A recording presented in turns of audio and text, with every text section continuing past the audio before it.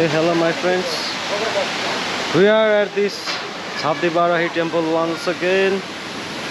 As I have mentioned you earlier, it is just like 8 kilometers from the Damauli main highway. And look at this. Look at this fish, man.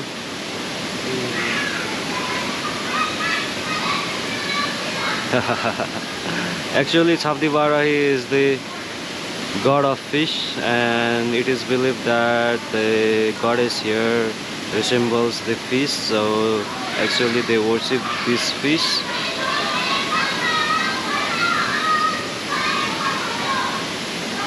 Bye bye.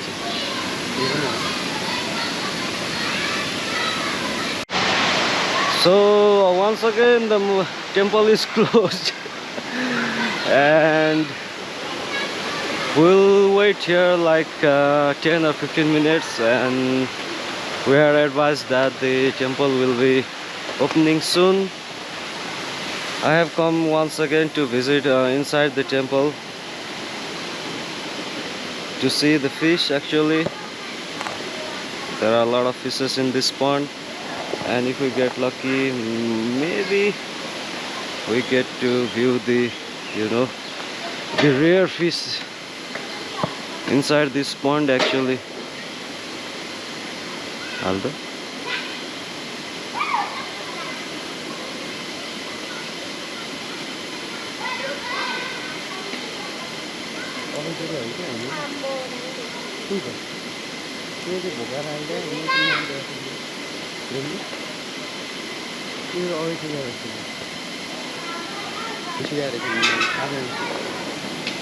यहाँ रहेछ नि त टन्ने.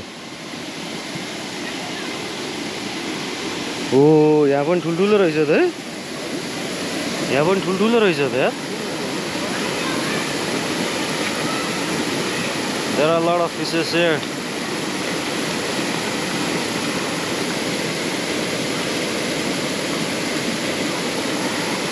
त्यो के रे बोक्रा चाहिँ प्लास्टिकमै राखे. हौसलास नि तै.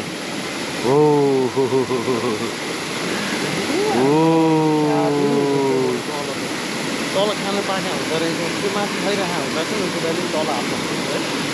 सब ल्याएर माथि ल्याएर हाल्नु होइन.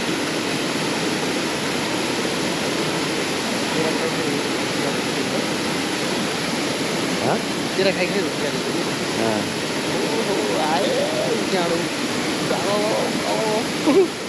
Oh, there are a lot of fishes coming upside.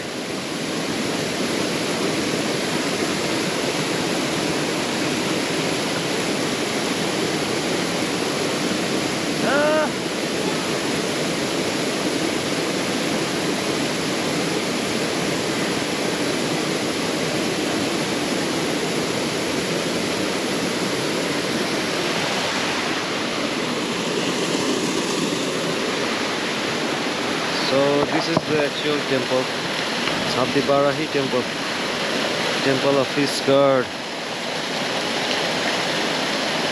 And this temple is established ages ago. Actually, no one knows the actual time when this temple is established, but it is believed that it is established ages ago. So that's the fact for this temple, very near to the highway.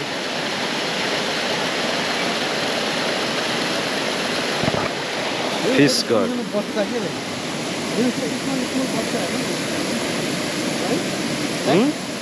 Small बच्चा हेर्नु नि त्यसको क्या सानो बच्चा हो. कति छ उ त्यहाँ हेर्नु बच्चै बच्चा हो. He is saying that there are a lot of small fishes in here. Yeah, there are a lot of small fishes. I think there is God here, man. How come there are so lot of fishes in this small river actually? There must be some God. So many fishes in this small river, right?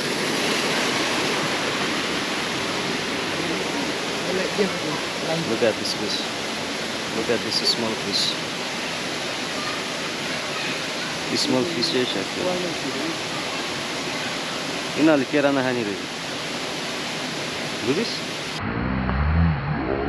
माछा यो यहाँ मान्छे आएको हिँड्या भएर के भाइ मान्छे हिँड्या भएर यिनीहरू बितिसक्यो रहेछ कि होइन यिनीहरू बितिसक्यो यहाँ लुका टाकिस होइन मान्छे बित्ताको यो होइन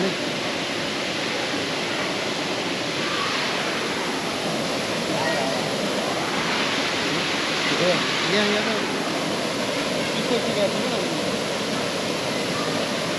उनी बस्छ हात त्यहाँ